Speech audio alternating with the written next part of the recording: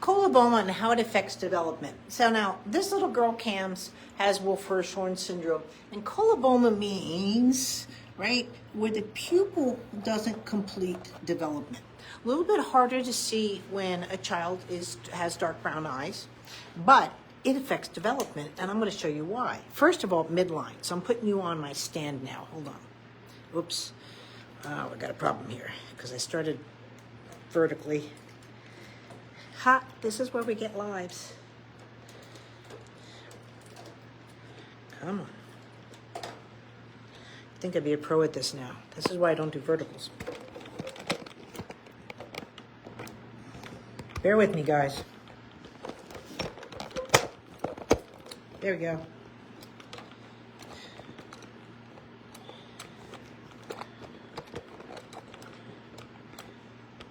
Okay. Nope. Sorry about that. So when you're working with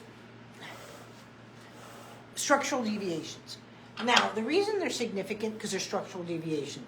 I don't care where we're from, we're the same, right? We're both women, we're both men, we're this, we, you know, except for like if you're in the northern regions, Mongolia, Eskimos, indigenous, you'll see a more pronounced, a square face, extra molars. But other than that, we still have midlines, don't matter, right, with the structure of the skeletal system. The skeletal system, the eyes, all this sort of stuff, have a midline operation, and the eyes are very crucial. So when you get into eye function, right, one of the first things you're learning as an infant is midline.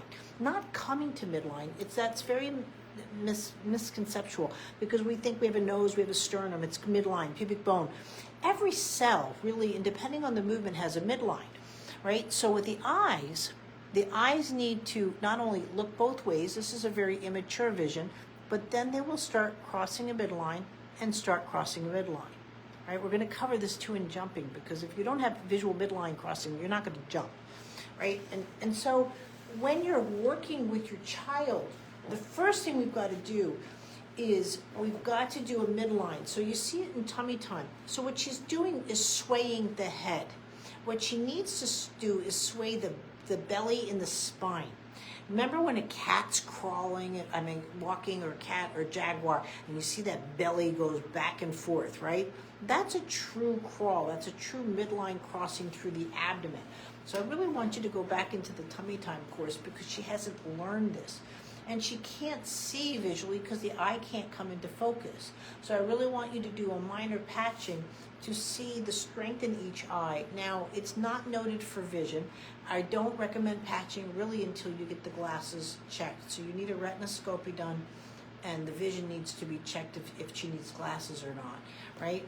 But when you have structural deviations, especially that it's going to affect midline, it's going to affect development.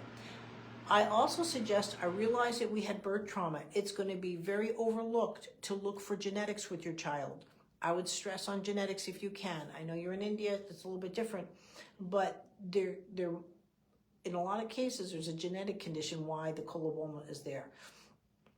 Midline deviations really can suggest that, but because she had such a traumatic birth, they're not doing that. But even coming to sitting and so forth, you're asking her to do milestones. She doesn't even have the first one is tummy time properly.